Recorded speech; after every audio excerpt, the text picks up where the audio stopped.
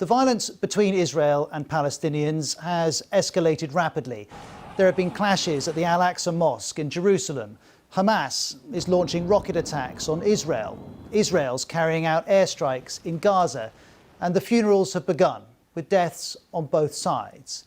These tensions reach back decades, but why have they escalated now? Well, there are many reasons. Here are 6. The first concerns growing Palestinian protests. Some have been sparked by an imminent ruling on 6 Palestinian families who are threatened with eviction in the neighbourhood of Sheikh Jarrah. It's connected to a lawsuit brought by Israeli settlers, and these protesters see that as part of a broader effort to drive them from East Jerusalem. There have been regular clashes with the police.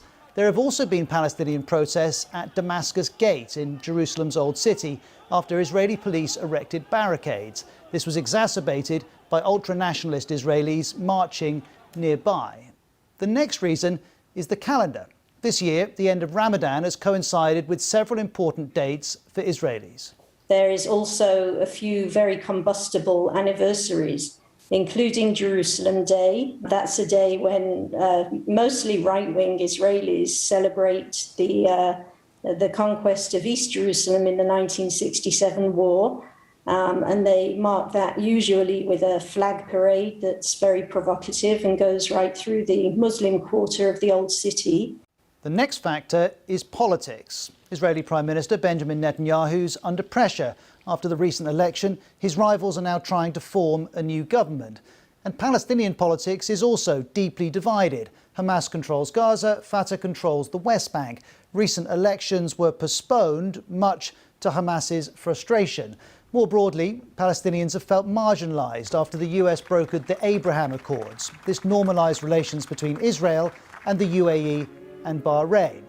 And so while neither Hamas or Mr. Netanyahu would put it this way, a conflict could serve political purposes for both. Bear all of that in mind, the protests, the dates, the politics, as we turn to the next factor. What happened in Jerusalem on Monday? Israeli police clashed with thousands of Palestinians in the compound of the Al-Aqsa Mosque. Over 300 Palestinians and 20 police were injured. And this is all at a site which is hugely sensitive. It's sacred to Jews and Muslims.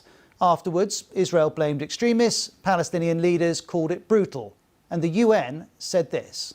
Tear gas, stun grenades, sponge-tip bullets, physical force. And in some cases that appeared unwarranted, disproportionate or indiscriminate. Hamas in Gaza was watching these events. Our 5th factor was its decision to act. On Monday, around 6 p.m. local time, it began firing rockets. Israel swiftly launched multiple strikes in return, and this has continued. Hundreds of Hamas rockets, hundreds of Israeli airstrikes. Hamas and Israel's long-time animosity is playing out once more. And as it has, our 6th factor has also been on show. The rhetoric being used by both sides. And we will further intensify the power of our attacks. Hamas will be getting blows it will not expect. If they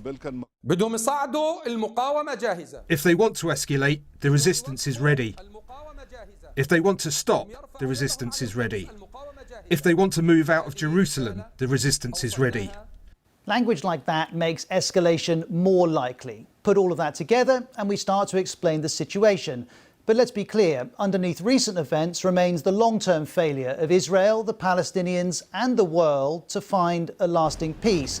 And that failure explains what we're seeing now and why we'll see it again.